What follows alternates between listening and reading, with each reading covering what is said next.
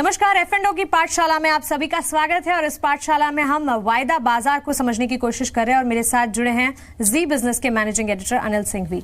Anil ji, Nifty के बारे में हम सीख रहे हैं, उसके बाद निफ्टी फ्यूचर्स की तरफ हम बढ़ रहे हैं, लेकिन निफ्टी जो है ये इसकी शुरुआत कहाँ से हुई? क्या मतलब निफ्टी अगर 10,800 आज है तो क्या ये कभी एक अंक था? ना, एक नहीं था, 1,000 था। 1,000 था। 1,000 से शुरुआत हुई और ये शुरुआत हुई एक्चुअली वैसे निफ्टी 1996 से ट्रेड होना शुरू हुआ, लेकिन इसका बेस ईयर जो था वो 1995 था। ठीक है। तो 1995 में निफ्टी की जो 50 कंपनियां थी उनकी बेस वैल्यू मान ली गई 1,000 रुपये। हालांकि उस समय उन 50 कंपनियों की वैल्यू जो होती थी वो 2 लाख करोड़ के आसपास होती थी। ठीक है। उस 2 लाख करोड़ को अब आप देखिए, सिंपल चीज है, अब आप पूछेंगे 2 लाख करोड़ थी तो 1,000 क्यों कर दी? हाँ, है ना, सवाल आना चाहिए ना मन में। ऐसा था तो 1,000 ही क्यों शुरुआत? अब अगर 2 लाख करोड़ की वैल्यू और 2 लाख करोड़ के इंडेक्स बनाया जाए तो इंडेक्स मतलब गिनने में ही पसीने आ जाएंगे भाई। मुझे लगता है वो शुरुआत थी तो फिर लोग तो बहुत ज्यादा मतलब इंडेक्स बढ़ते ही जाएगा ना। अब आप फर्ज कर जस्ट देखिए, जब 1995 में निफ्टी बना तो निफ्टी की 50 कंपनियां मिलकर 2 लाख करोड़ की थी और आज खाली एक टीसीएस 7 लाख करोड़ की है। अच्छा, है ना। तो 1995 से 22 साल में 23 साल में आप देखिए कितनी वैल्यू बढ़ गई। तो उस समय जब ये 50 कंपनियां थी, इन 50 कंपनियों के मार्केट कैप था 2 लाख करोड़ के आसपास का, और उनको मिलाकर जो इंडेक्स बनाया वो बेस बन गया एक तरह से 1,000 का। ओके।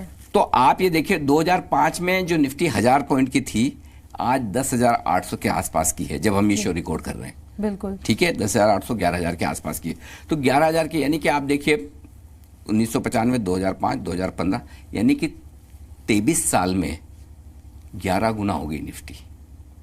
और क्या ऐसे कह सकते हैं कि तब वो 50 कंपनियों की जो वैल्यू थी आज वो एक कंपनी की वैल्यू हो रही है उस हिसाब से? नहीं, वो एक अलग चीज है, वो आपके इंडेक्स में दिख रही ना भाई। वो जो 50 कंपनियों की वैल्यू जब 1,000 थी वो 11 गुना हो गई। आप ऐसा देखिए। ठीक है, कैसे? अब आज अगर आपको निफ्टी की वैल्यू निकालनी है तो कैसे निकालेंगे? 50 कंपनियां तब भी थी, 50 कंपनियां आज भी है जी। राइट। आज का जो मार्केट कैपिटलाइजेशन है सारी 50 कंपनियों का फ्री फ्लोट के बेसिस पे, जो हमने पिछले एपिसोड में बताया था, पिछली क्लास में बता दिया। हाँ, तो वो फॉर्मूला बता देता हूं।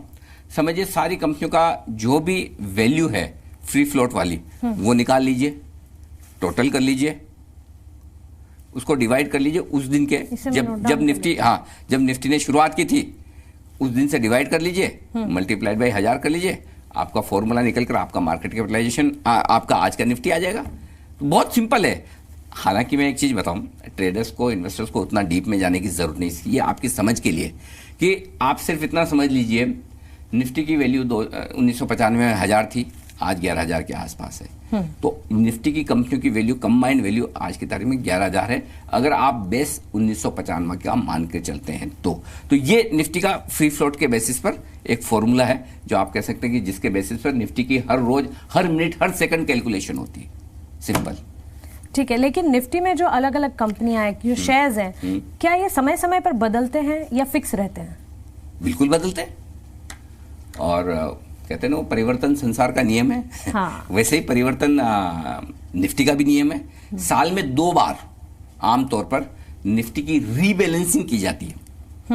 जैसे आप कह रहे हैं कि बदलते रहते हैं, जी हाँ, साल में 2 बार की जाती है। इसे सेमी एनुअल कहते हैं, यानी कि साल में 2 बार, जनवरी और जुलाई में ये देखा जाता है कि क्या निफ्टी में कुछ बदलाव करने की जरूरत है।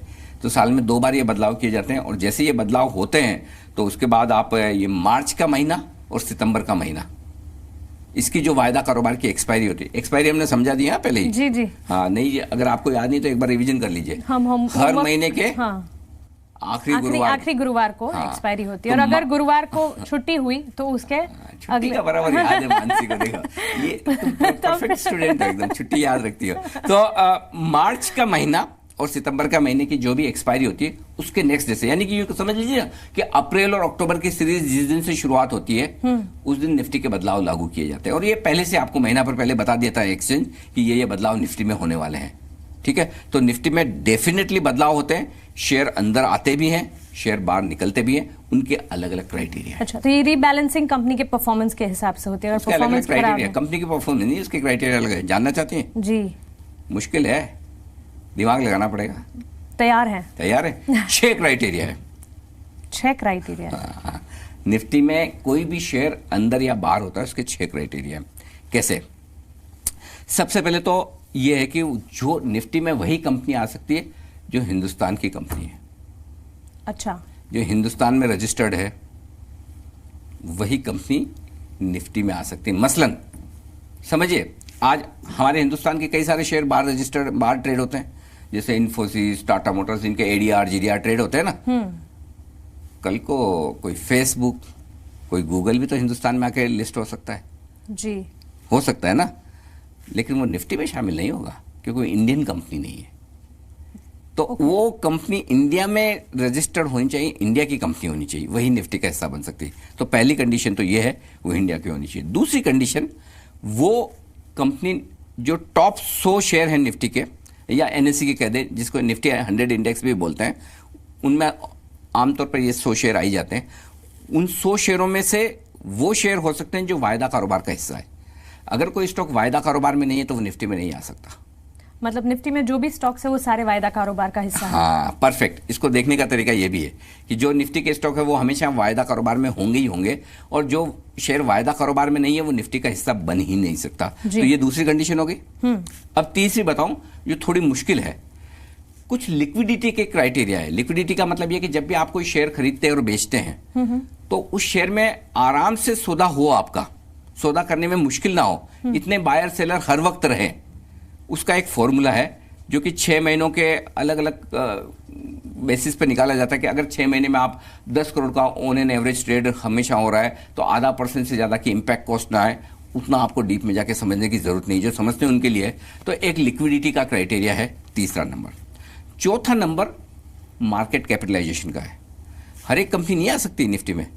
मार्केट कैपिटलाइजेशन यानी कि उसकी साइज बड़ी होनी चाहिए, वही आ सकती है। तो average free float market capitalization उस कंपनी का ऐसा होना चाहिए जो उसको निफ्टी में ला सके। कैसे? जैसे अब निफ्टी में 50 तो ऑलरेडी है जी।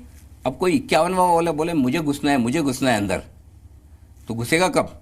कोई बाहर निकलेगा तब तो ना, है ना? जब कोई एक निकल जाए, कोई अगर है ना, लुपिन, डॉक्टर रेड्डी, यूपीएल पीछे पीछे लटके हुए लास्ट 47, 48, 49, 50 नंबर पे, वो रडार पर है। हाँ, और कोई दूसरी कंपनी सोचे कि मैं घुस जाऊं इसकी जगह, तो फिर वो कैसे घुसेंगे?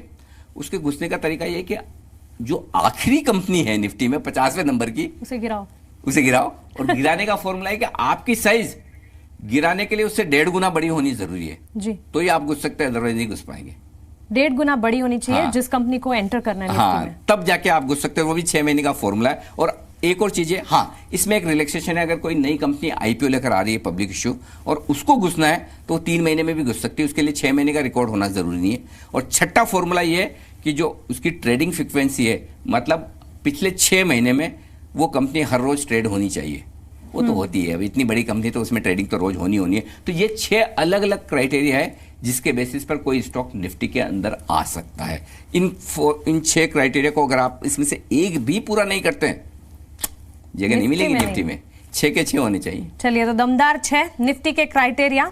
किसी कंपनी अगर उसके ये क्राइटेरिया है तो तभी वो निफ्टी में एंटर कर सकती है। इससे आगे हम निफ्टी फ्यूचर्स की तरफ बढ़ेंगे, लेकिन फिलहाल के लिए इतना ही। नमस्कार।